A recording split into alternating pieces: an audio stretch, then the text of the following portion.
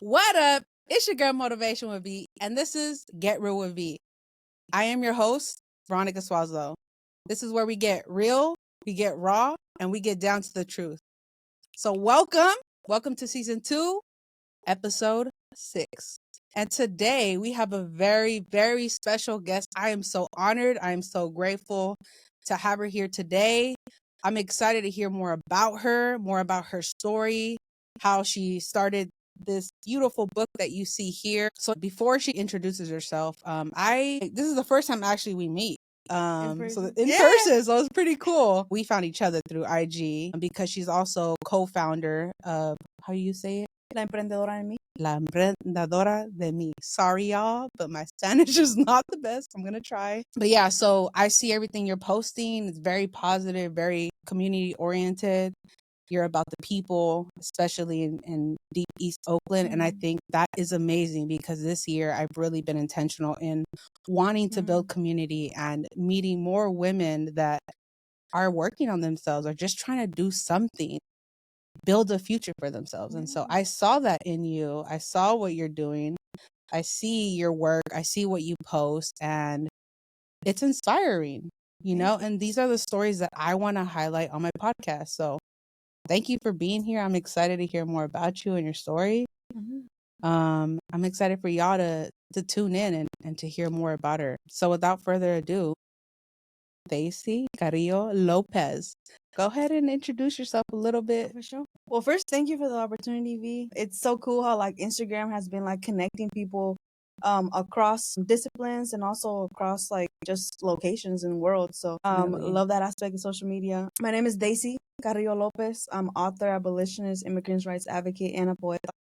And really I just hope to inspire little and big humans, you know, to own and discover their magic through poetry and art. I found out that I was undocumented at the age of 13, and that's actually how I started writing poetry. My first piece ever is in this collection, a piece that I wrote in 7th grade while I was trying to process the rage, the questions about why people who knew nothing about my life were trying to tell me how I could live my life, what dreams I could have. And it's what started my, you know, journey as a poet. You know, back then I didn't call it poetry though. It was just me pouring my feelings. And that goes back to how I think about poetry and how I tell people to think about poetry. Poetry is anything that comes from your heart. Like, it doesn't have to rhyme. It doesn't have to like have 3, 4, 5 lines. Like, I think that's the white introduction to poetry that we had in school, you know, and like it's decolonizing all that shit and like realizing that anything that comes from the heart is poetry. So that's what I hope to do with my writing, and also to continue to uplift the stories like you're doing in our community, and the resilience. I hate that word, but like also is a word that is true. The power, the magic that lives in us, and really the power in our culture and who we are as people. But yeah. That is awesome. I can't even imagine the anger that you were processing when you found out you were undocumented. And I think it's amazing how you used that outlet to write what you were feeling. I think that's important, especially for us as humans. Like, we're constantly going through stuff. And just to be able to write that down. I don't call myself a poet, but I've also like Call written. yourself a poet. I've also written stuff down. Like, since I was little, I would always write my feelings down too, or like I would like remix songs that would just come. Doing that when I'm like driving. I'm like, you know, let me fix the lyrics right now. We might just have to like sit down and write a song together or something. But no, I 100% agree with you. It's so important to express yourself in many ways, and I feel like in society, they try to shut us up. Right? They don't want us to succeed.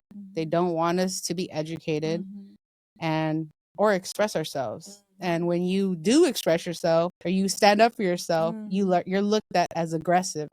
Right? Let's talk about that. Yeah. Let's talk about it. And I'm a big believer in speaking your truth and writing it down. Say what you got to say. And those that care and are willing to hear you out and have an open heart and open mind, you'll know. And for the others that are just like, why is she standing up for herself? Why is she saying this? Like, they don't matter.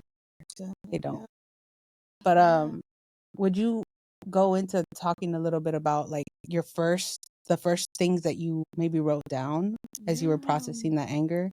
Yeah, so you know, it was all questions, you know, questions of like, again, like, why were people who knew nothing about my struggles I'm a nerd, and like also we have to undo this idea of what like an immigrant needs to look like to deserve, opportunity and respect. And I say that to going back to like I'm a nerd, and some people's eyes, I did everything right as a student to be able to access resources, but I don't think that matters to be able to access the resources. I think everyone deserves the right to again live a life full of dignity and respect and have their 100%. their needs met. And at that time, like I was just angry that again people who like were far away sitting in a chair, who knew nothing, who probably never sat with our communities, where we're trying to tell us you can't do this, you can't do that, your dreams are too big, or this, you can't achieve this, because we don't have a number attached to our name, our papers with our name on them. And so to me,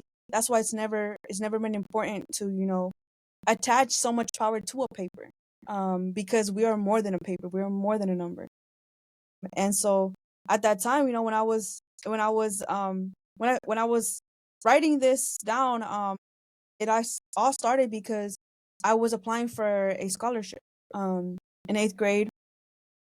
The Jack Kent Cook Young Scholars Program is kind of like the Gates Millennium, and it is a scholarship that pays for a private education starting at high school level. Very competitive scholarship, and like when my parents, came to talk to the person that was helping us, they were like, "Oh, you need a social security number," and my parents were like, "Oh, well, you don't have one," and I'm like, "Where can we get one?"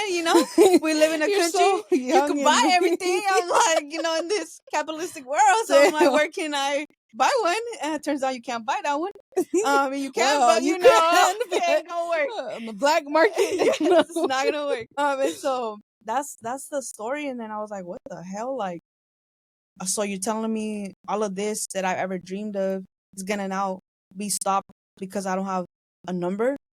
And so that was where the anger came out of. And that's when I started writing. I was in math class, and I was like, what the hell? Like, I was still processing what happened. And I just started writing, and that first piece is just all those questions, and saying the truth about like the roles that our community plays here, and how like those roles are not appreciated. So yeah, it's a piece that's in here. I love that.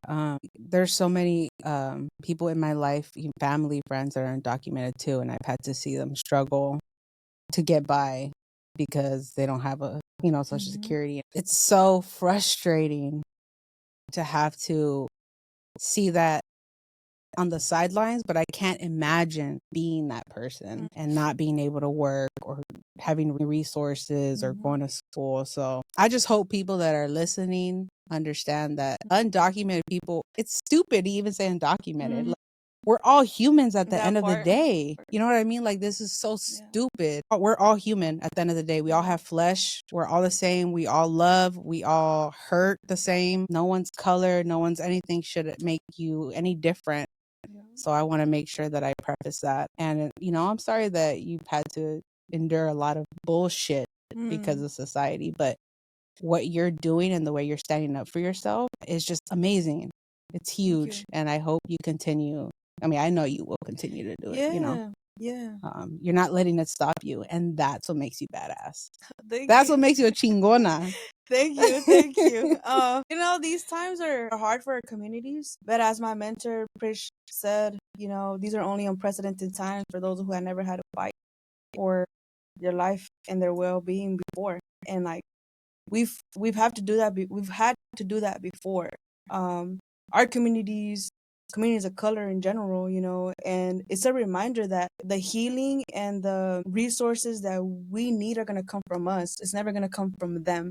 And I know y'all know who the them is, so it's always like a reminder to like come back into what each of us has in our communities that will bring healing to each other. And we all have that one something. Like for me, it's poetry and words, and the way that I can bring people together to merge experiences, to see that we are more similar than different, than what they make us believe that we're different.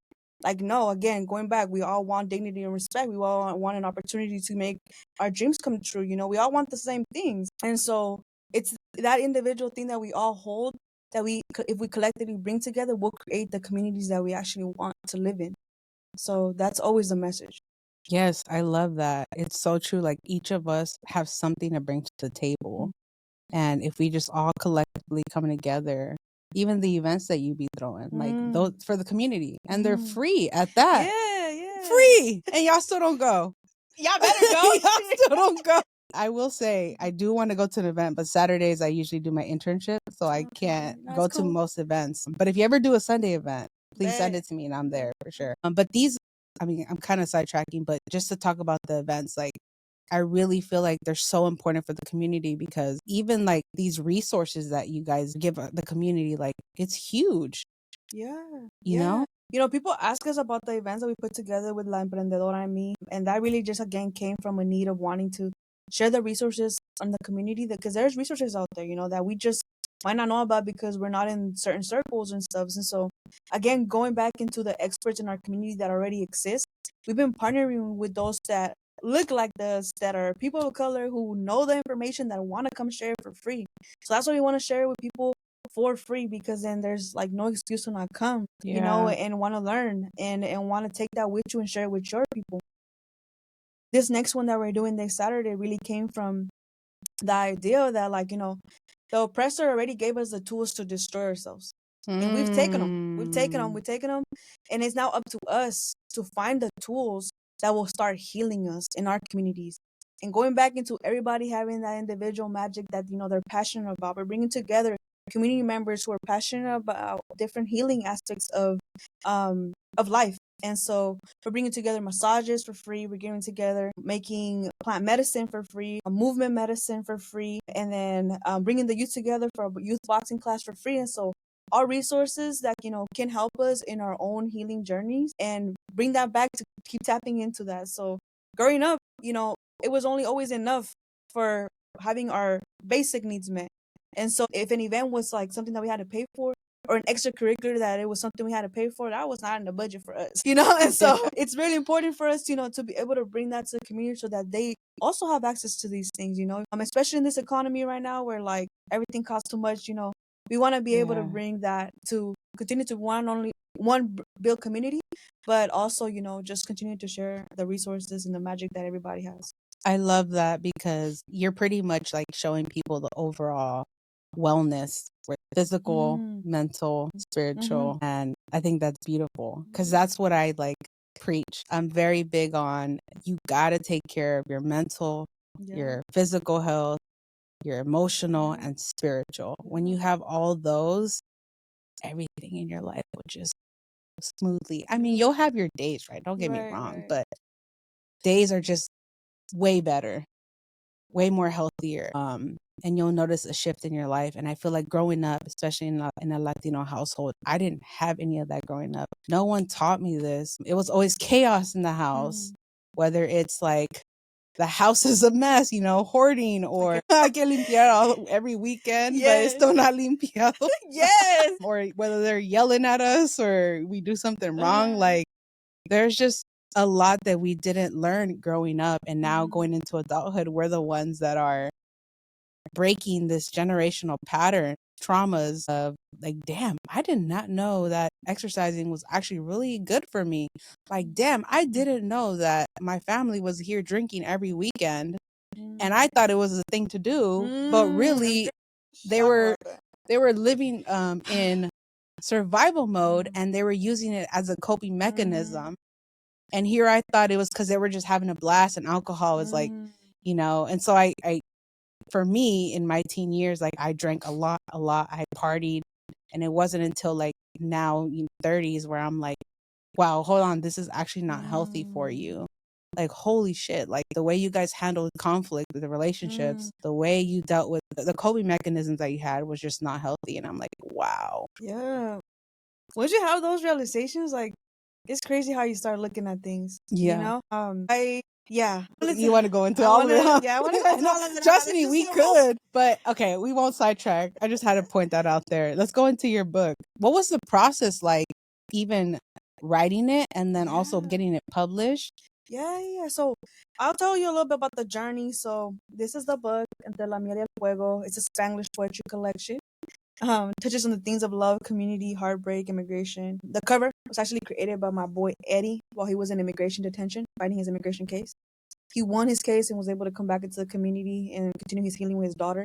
Oh. So everything of this book is touched by a community member that is felt the issues that I talk about. The Spanish was actually reviewed by my Spanish teacher. She reviewed my accents because shout out I to didn't your learn it Spanish well. teacher. For real. The photography is by my homegirl Esmeralda, and he's spoken photographer. Well, and the poetry is by me. It's a collection of 2022, 2023 poetry, with some old poetry. But honestly, I came across this flyer of this entrepreneurship program for entrepreneurs. And I was like, oh, this sounds interesting. And like me being the person that I am, I'm always doing random ass shit. And I'm like, fuck it, I'm gonna go see what I learn here, you know? And so I signed up, and I actually went with the idea of wanting to create an organization that brings resources to women. We're on the same wavelength. I'm on that same vibe as you. But go ahead. And they were like, "Nah, you can't do that. Like, we're not gonna be funding those kind of businesses, or like those kind of like projects. We want an actual tangible product." And I was like, "Oh, what can I do?" And I was like, "Okay, well, I have poetry. I could put together into a book."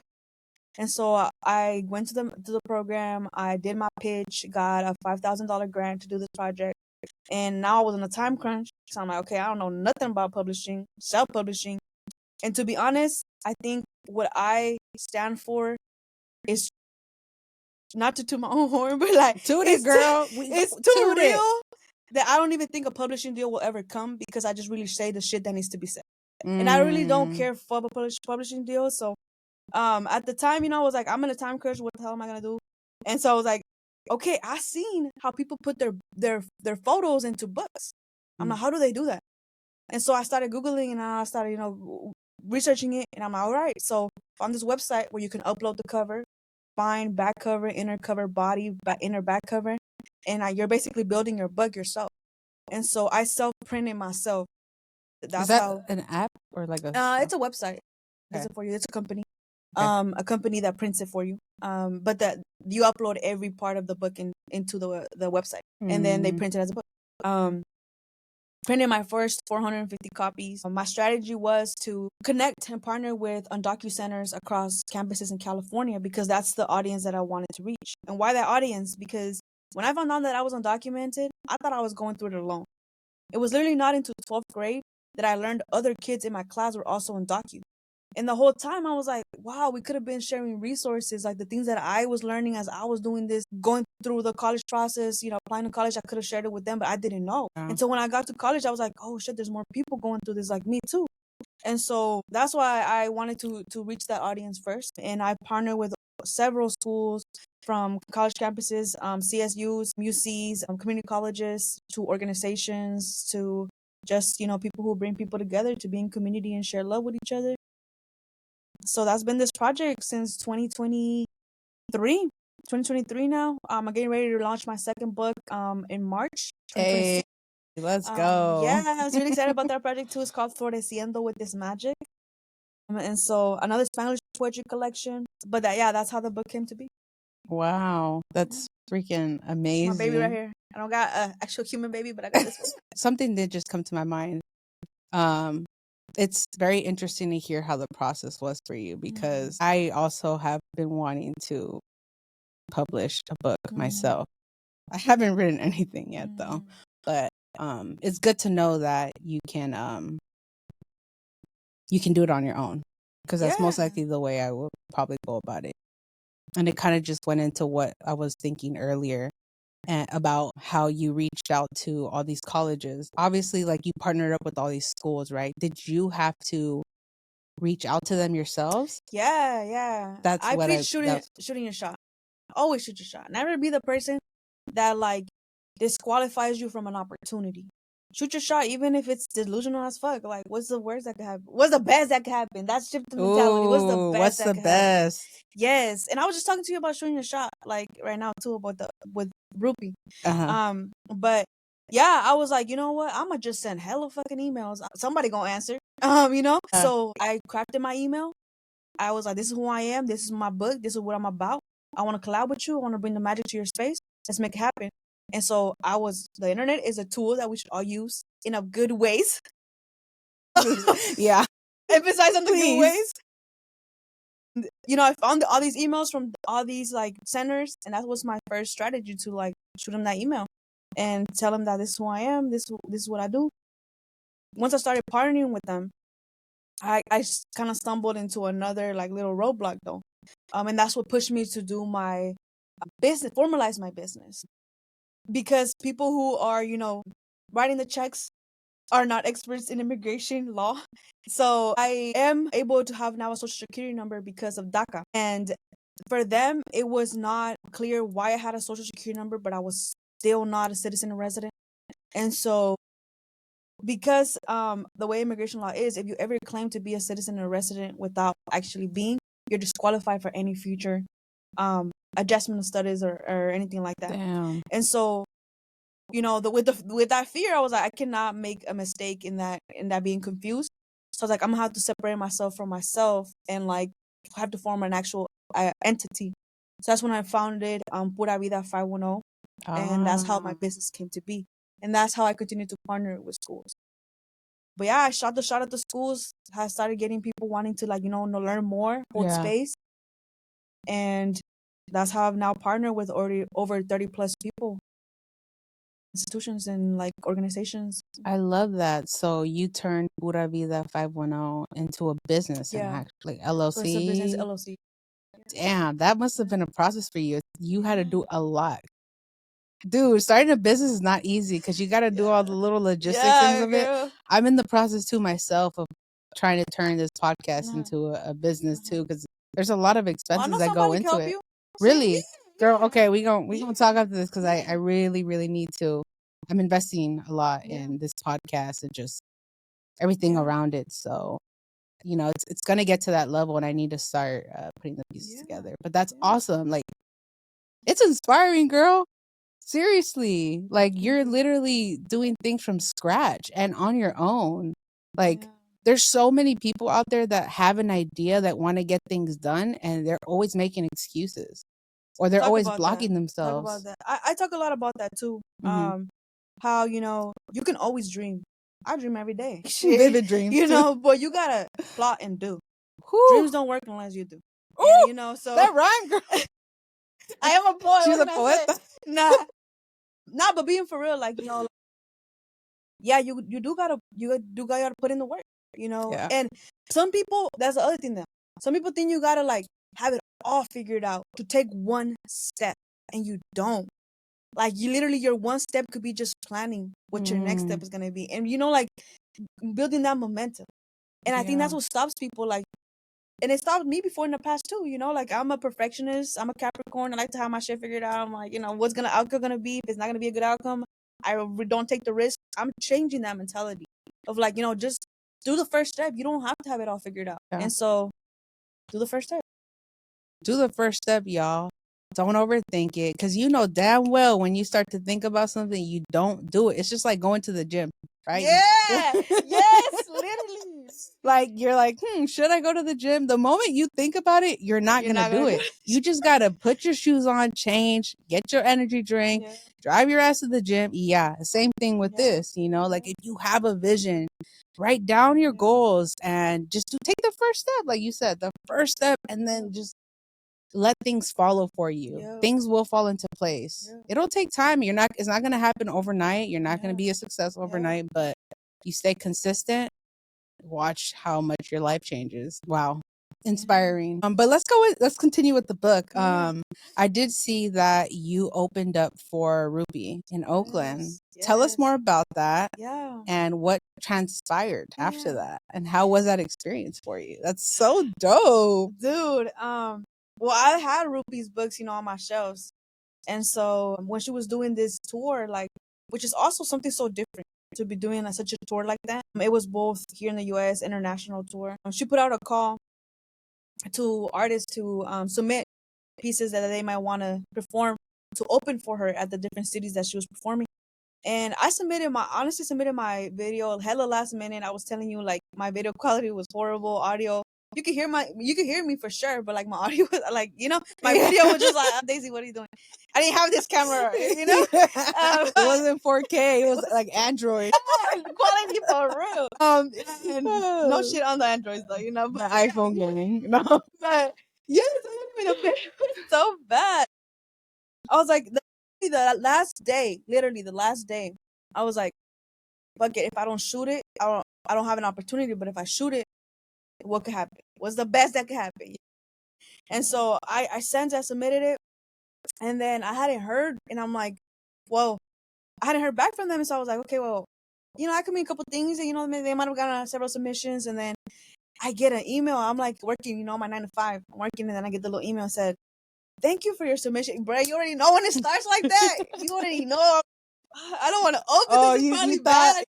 I was like, "Thank you for your submission." I'm like, come on, like y'all could have started that a little better. So I was like, damn, should I open it? Should I not?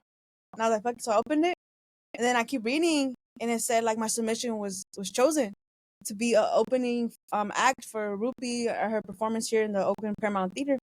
And I was like, what the fuck? And out of 5,000 submissions, I got chosen. And it was such a beautiful opportunity because I knew what audience was gonna be in that room. Keep it a buck. I already knew it was the gentrifiers. I already knew, who was gonna be there. And I was like, it was so important to me to have real Oakland on that stage. And real Oakland in that audience because my people came out. And so it was so important to also what I was gonna say on that stage. So I performed a piece that is my hopes and dreams for my city. And it's a piece that's now very important to me. And yeah, it was just, again, a testament to shooting your shot. And after that, it just started getting opportunity by opportunity by opportunity to share the book. I got to give her a copy of my book. I got to be with her in her space and in her element, and that was just beautiful. I can't imagine like just being able to be in her space too and taking in all that energy. I'm sure that fueled the rest of your journey. Yeah. So tell me how, what was also like when you went up there on stage, I'm sure you were nervous as hell. But how was the response? Because I'm sure there was a lot of your folks there, but a lot of other people that probably are not from the Bay. Yeah. So when I was so nervous to get on that stage, and I thought I was going to see people's faces. But when you get on that stage, you just see a light, a bright ass light, because you have lights on you. Yeah. So it was like I was speaking into nothing. But I knew there was people there. So that was that's not bad. Yeah, so that cooled my nerves down. Yeah. Once I saw, I was like, oh, okay. So then I got into my element and I was like, all right, so this is who I am, this is what I'm about to do, this is what I'm about. And then these are the pieces and why they're important to me. Such a beautiful response from the audience. Yep. I heard my people, when I said DP Oakland. I love that. I heard my people down there. And it was beautiful. And then after that, like, my following, not that numbers matter, on IG, they've never mattered to me. But like after that, more people started hearing about me. And that's also how like I built connections to come read the book at different spaces from that opportunity. So, wow, that is amazing. I love how like one opportunity that you almost didn't apply for. Yeah, exactly. Gave you more opportunities. And then that goes into, you mentioned to me earlier about touring in Mexico. Yeah. So I want to hear how this connect from performing with Whoopi in Oakland transformed you into doing more tours. And I also see that you also read your book at other places too, even now. So, so I went to Mexico for the first time, in 22. I mentioned I have DACA. So DACA allows me to be able to leave the country for 5 reasons, or 4, I forget.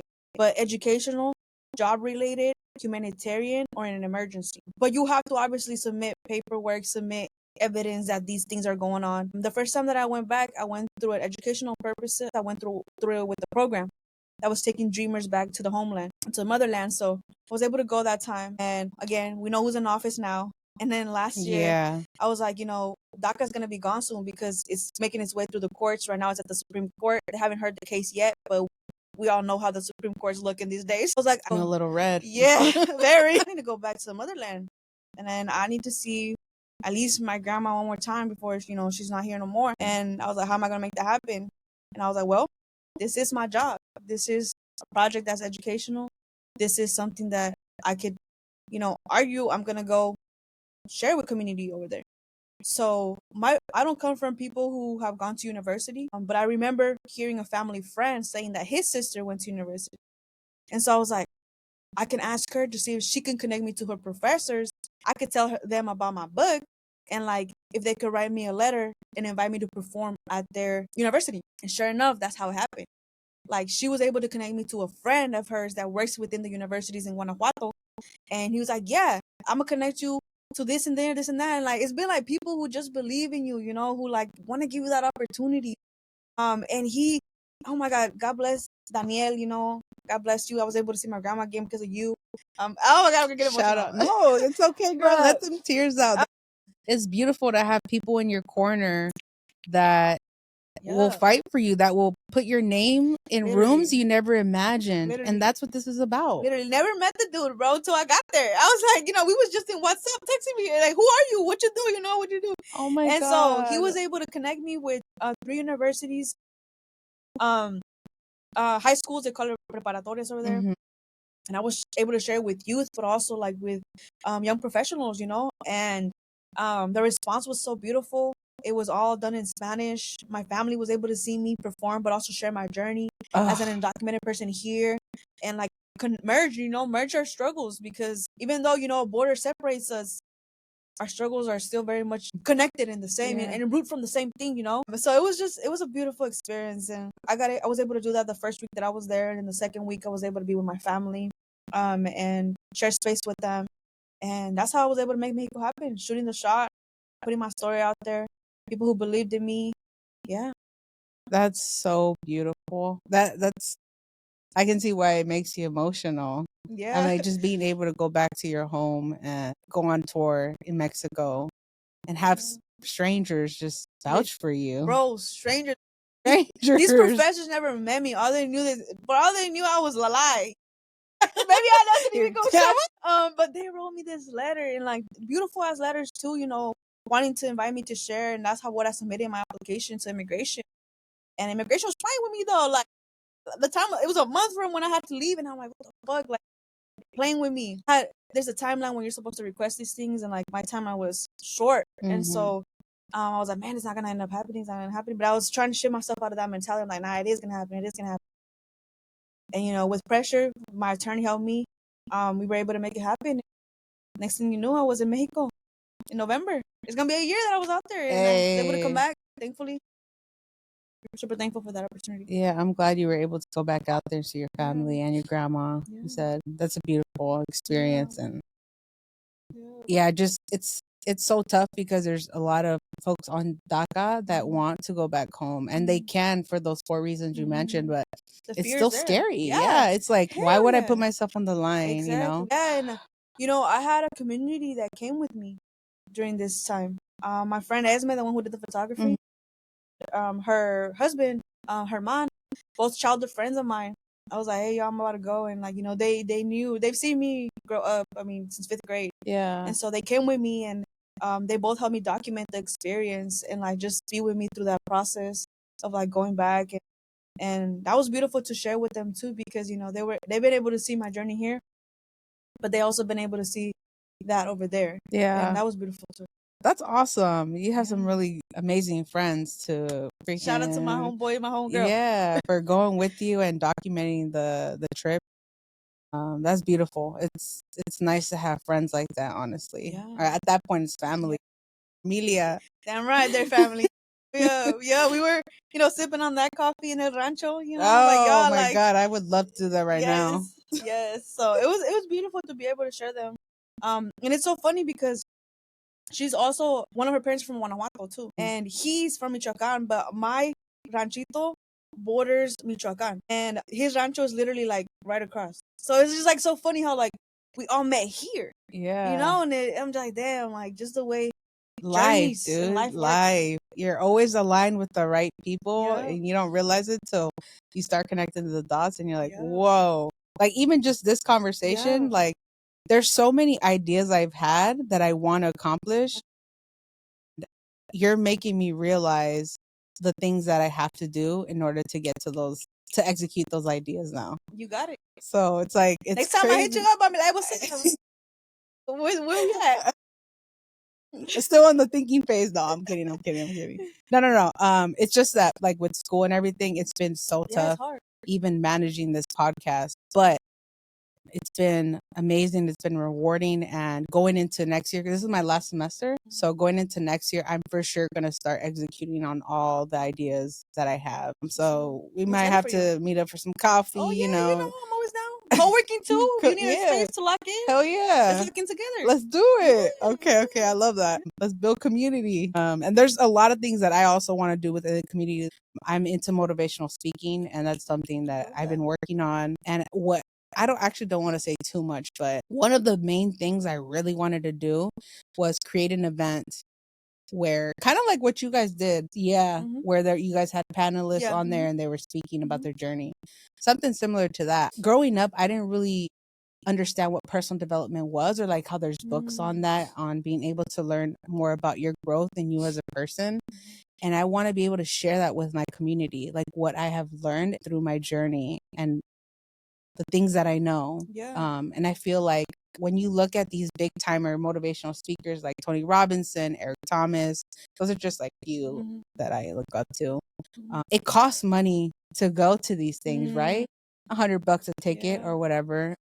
Can someone afford it? Yeah. If they can buy a pair of shoes, they can afford it. But sometimes you look at the edit and you're like, I'd rather get the shoes and it's not important to me. But being able to provide something like that for the community would mean a lot to me. So those are like future ideas that I have in my head.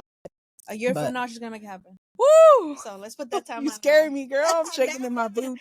I get told I get scary. Nah, a good scary. Yeah. It's a good scary. No, I really want to do it. I know I will do it. It's a matter of time. I feel like this is a stepping stone for me to get myself out of my comfort zone. And I'm excited because I just want to breathe life into people. I want to empower people, mostly women. That's like my number one, is like empowering women to become their best selves, to go after all their goals and dreams, and to stop settling in life, stop settling in relationships, stop settling with yourself. Look in the mirror, get real with yourself, and know what you got to work on. Because the moment you do that, life will change in the most positive way possible. You will have the life you've always desired. Literally. But it's so true. So let's get into the book. Is there any part of the book that you'd like to read to us? I want to read a piece that I wrote for my mom. Yeah, let's do it. Throughout this journey, when there's been 0 people in the room, when there's been 1, 2, 5, 10, 100, my mom has always been the person that's been one of those people. She's always telling me, like, mija, échale ganas, you could do everything you set your life to. Hell yeah. The other day, go for it. The other day, I'm in this journey of wanting to be a lawyer, and I feel like, okay, it's too many parts of me. No, there's never too many parts. You can do it all. And so I asked her, I was like, Ma, ¿tú crees que puedo ser una abogada? And she told me, claro, mía, tú puedes ser, oh my God, tú puedes ser todo lo que tú quieras, And I don't know, my mom, I know she's had to make her own sacrifices, and I just wanted her to know that I thank her for those, and that I don't take them for granted, and that she can explore all those parts of her that she had to hold back while she was making those sacrifices, and that we're there to support her journey too, And so, I can't not come into something like this and not like mention her, because she's been such a pillar in all of this. And I would like to share that piece for her. Yeah, most definitely. But before you do, I think it's beautiful how your mom is like a part of your motivation and how she inspires you. And I feel like it sounds like she's part of your why. Yeah, my mom. Why you're doing what you're doing. You showing up for yourself gives her the permission to show up for herself. Yes, exactly. I know exactly what your thinking is, how you feel, because that's exactly why I have prioritized myself this year, because I want to show my mom, I want to show my family, friends, strangers I meet, to give yourself permission to live, to give yourself permission to be happy, to give yourself permission to be authentically yourself. And you don't need all this other extra external shit. You just need to choose you, do what makes you happy, fill your own cup, and everything else will fall into place. So I just had to point that out because I think that's beautiful. And I can only imagine how proud your mom is of you. Seriously. Because you're making shit happen as a woman. Sometimes people go through things, there's a lot of barriers, and they allow it to stop them. Right. And I get it. I understand everyone's in their own journey, but you having that resilience, you pushing through, you fighting through, that's what matters. And you doing that, you have no idea how many people out there that are listening or that meet you will get inspired by you, will feel like, damn, if she can do it and she does not make these excuses and she's just like, no matter what barriers come, she's just on it. She's making shit happen. Like that is what inspires and plants seeds into people. Thank you, V. Yeah, I got you. This is what I do. I literally, I gas people up for a living. I love it. And I think the part you mentioned right now of like putting yourself first and also like, our moms, and now we're able to put ourselves first and not attaching guilt to that. Because I feel like, especially in that generation, like if they chose, to do something for themselves, there was a lot of guilt attached to it that other people would impose on them too, Yeah. And I think like we're that generation that's like, not like we can do that. Like, we can choose ourselves. We can fill our own cup, because if we don't fill our own cup, how are we going to fill somebody else's cup, Clock it. That's all true. Yeah. Okay. Okay. I sidetracked you, but go ahead and read your piece. This one, again, is for my mom. It was inspired after, you said that, you like to write around, you play with lyrics. I actually wrote this piece right after, hearing Tupac's mom, Dear Mama. I love Tupac.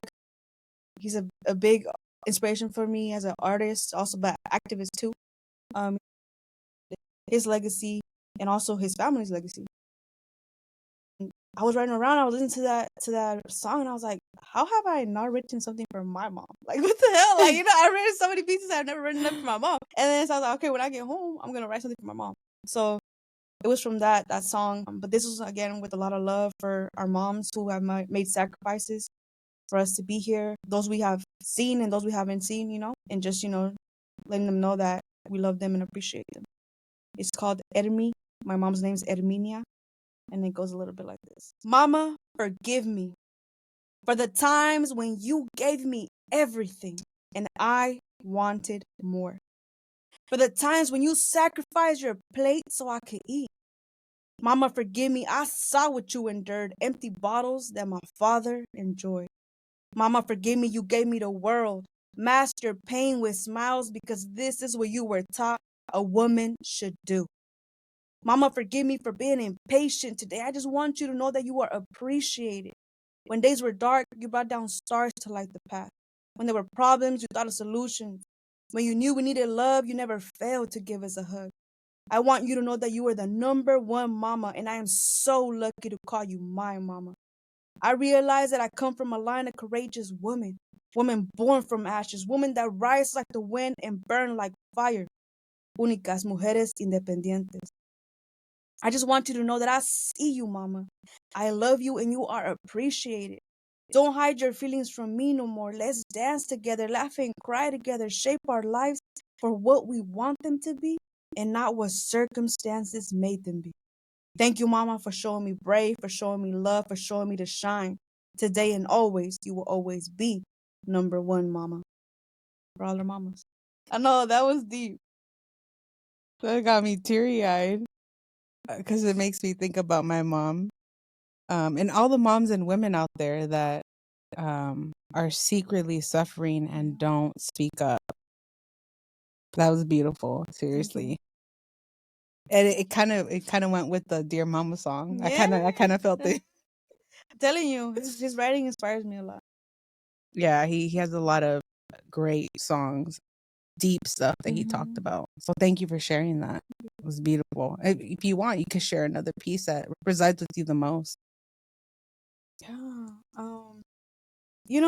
This piece, I actually, one of the pieces that I performed when I opened for Whoopi, it's called Release. So I think also a big part of the healing journey is letting go.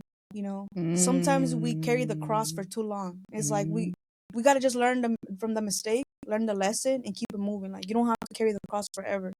And so this is a reminder that it's okay to just let it go.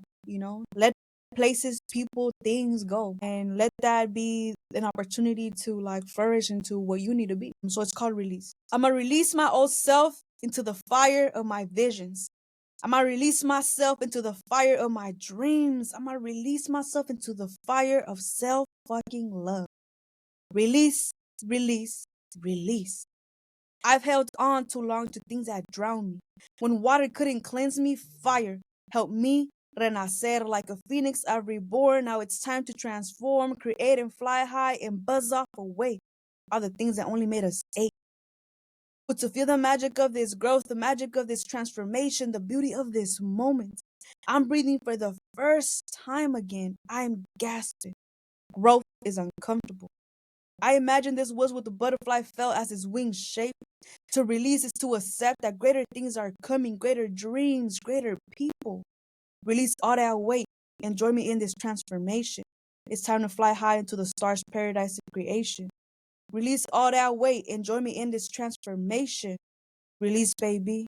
Release. Ew. You know, I barely learned what this was.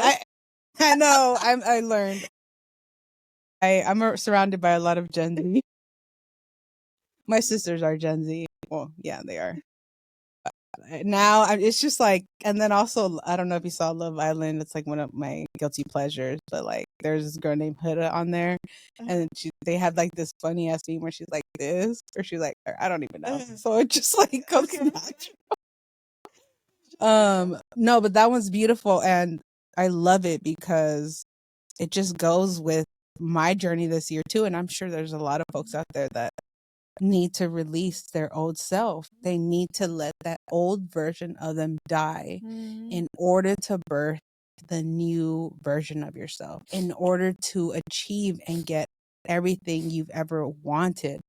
Like sometimes us as humans, like we want more, right? Naturally, we do want more. We want more out of life. We want to find our purpose, but it comes with sacrifice. And that means having to look at yourself and letting go and releasing that version of you. So that's beautiful. And I'm actually excited to read the rest of your book. Send me a review. Okay, I got you. Do you have like an actual... You can just send it to me. Oh, okay. And then you'll post... I ain't got that process figured out yet. Okay, we'll get there. We'll get there. So there's a couple of tasks that we have. You are going to work on becoming a lawyer. Okay. I want to hear about that. For sure. And I will work on my book, motivational speaking, and my coaching business. There you go. Oh, and starting the business that we going to talk about offline. We're going to hold her to it. There's one thing about me, I'm going to hold people to it. I done messed up, y'all. I'm ready. I'm excited. I'm ready for the challenge. I'm ready to do it. So we'll make it happen. Yeah. I appreciate you. So as we start closing down, I do have a question for you. What do you hope young people, especially undocumented and first gen youth, see in your journey? That's a really good question. And I don't think this journey is about me. I think this journey is about us. And that is what I've been trying to highlight. That it's collective liberation. I told you earlier, that I don't care for a big deal because what I say is real. Like real. It's shit that people are scared to say. I want us to hear that because it's the stuff. That's why they make it hard for us to hear that stuff and accept it, because that's what keeps us separated.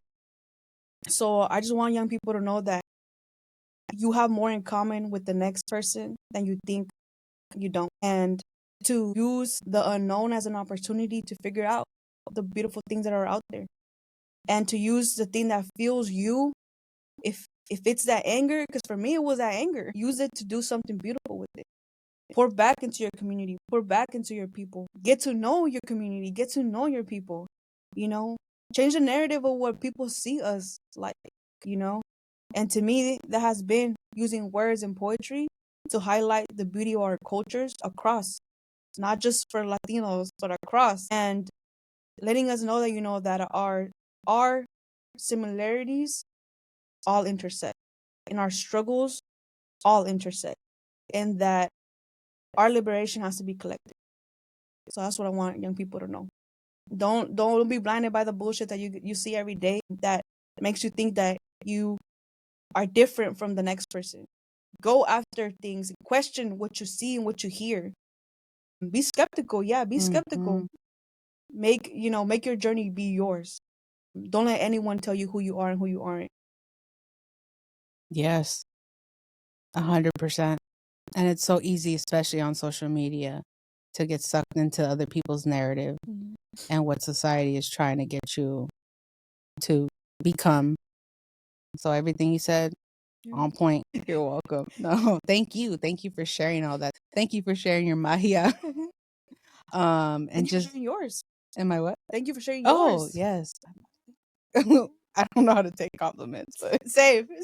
no, yeah, I thank you for saying that, because sometimes I don't look at what I'm doing too and the good I'm trying to put out there. But just like you said, your book is real, and sometimes when you have real shit like that, it doesn't get published, right? It doesn't hit the mainstream, and so that's how I feel about this podcast. I feel like it's so real, and these are real stories that it's not. I don't want to say it's not ever going to get there, because I don't want to put that out there, but it's just harder to get up there over like drama, right? Over like if we were here sitting drinking tequila and chismeando, like I would probably hit thousands of followers right away, because everyone wants the drama, everyone wants the cheese man, everyone wants to laugh. I get it. But when you talk about real shit, that's when people steer away from it, because then they have to look at their shit. And I get it. I was there. But I hope that the more that, we show up for ourselves and we voice our healing, the more people will get comfortable with it. And eventually, the shift in society and humanity will change. So it's important for us to continue pouring into ourselves and sharing our frequency with the world, so that there can be that shift. I will. I'll continue. Okay, one more thing. You're already working on your second book, you mentioned, that will drop in March of 2026. Can you give us a little preview of what readers can expect, or is that on the low? No, I can talk a little bit about it. The Deyci collection has been written already for like a year, but when you're creative, that's the beauty of it. Like, you don't rush the process. So I had issues with my cover. I'm finding an artist to do it. Finally locked in with one. So we're moving forward to it being ready for next year. But that book is a lot of revolutionary shit. Like burn this shit down type of shit to build what we actually need. It's floreciendo with this magic, and we vamos a florecer with all our collective magic. So it's a lot of that. And yeah, I mean, you want to hear a piece from it? Hell yeah, if you're okay with it. Hell yeah, let's do it. I'm honored right now. So this piece, coming from the rage again that I felt and I've been feeling the last couple of years even more because of everything that's been going on, Yeah. And you talked a little bit about this, about how, like, when you're mad, you're not allowed to feel mad in this society, especially as a woman, especially a woman of color. You just get called angry, for it, and people don't see the roots of that. And so today, the roots of it. Today I own my anger. You're not gonna tell me how to feel, not feel. I'm entitled to my feelings. And this one's called Born Brava, and it goes a little bit like this. Really got them questioning their made up laws. Who gave them the authority to create these walls? They want to tell me words on paper will define my journey? Why, man, don't try to write my story. I was born to make ground shake, you see. My steps are fucking earthquakes. I was born just in time to join the fight, you see. Revolution is in my blood. I was born brava, but the world, sheesh, the world made me a little more. I was born to let them know we ain't puppets in their show. Till the day we die, we're gonna shout, fuck ICE, abolish cages, and fuck their fucking walls. Andamos fuertes en la lucha, porque no somos un número ni un papel. We are reclaiming our cultures, healing all the generational pain. We are no longer letting people who were looking for spices and now don't use them define our futures. Join my hand, join this fight to create a world we've all dreamed of, us, you, and I. Because our communities deserve peace, healing, and opportunity to dream endlessly, to exist unapologetically. No more separated families, broken childhoods. No more citizens, residents, undocumented, or any more made of fucking titles. We are waking up to realize our greatness because our ancestors built temples. Temples that they want to tell us were built by supernatural forces. You see, the magic that's in our blood so powerful. It got them trying to convince us that it was out of this world. But we were born just in time to show them that we are that magic, that magic still lives. We're going to make laws crumble, walls too, in communities stepping into our full truth. On Bravo. Wow, let's clap it up. Thank you. I appreciate you sharing that and giving us a preview. That's the best way to close down this episode. Thank you for the opportunity. Yeah, most definitely. I'm excited for you to drop that second book. First, I'm gonna read this one, Okay, and for then sure. the second one when it comes out, and I'll give you my review. Please. I got you. But thank you so much for being on here. Thank you for being you. Thank you for spreading love, spreading positivity, and just standing up for yourself, standing up for the community. This is what we need as a community, and I'm excited to make friendships with you, with other folks, and just come together as a collective and make a positive impact within our community. But yeah, is there anywhere where they can find you? Yeah. And I'll put it here for them. Yeah, you can find me on Instagram to see my journey, my poetry. Hear my palabra as Pura Vida 510. And then if you want to shop the book, you can look online as puravida510.com. Hey, I love that. And is there anything that you have coming up that they can expect to look out for? Or yeah, just stay posted on my Instagram. I'll post when I'm showing up to certain cities, events, college campuses. But also, if you want to bring me to your campus, if you want me to partner with your organization, if you want me to come share my journey as a speaker, if you want to invite me to your podcast, hit me up through IG, shoot me a DM, but also you can still shoot me an email as at puravida510. That's a little long, I know, but just shoot me a DM. That's easier. But yeah. you just gave me a thought too, because I work at a university. So if that ever comes up, yeah, let me know. I'll let you know. That would be dope. Especially because the school that I work for is in Oakland. Let me know. It's like perfect, you know? But yeah, connects. You already know. That's how it happens. That's how it happens. But thank y'all. Thank you. I appreciate you guys for tuning in on this very special episode. It's been lovely. Yes. So y'all have a beautiful rest of your day. Don't forget to leave a comment on the video. Don't forget to hit the 5 stars on Spotify. Don't forget to like on YouTube. I appreciate all the views, but just a quick reminder that the likes and the comments and the star ratings really go a long way for me. It costs nothing. It's free.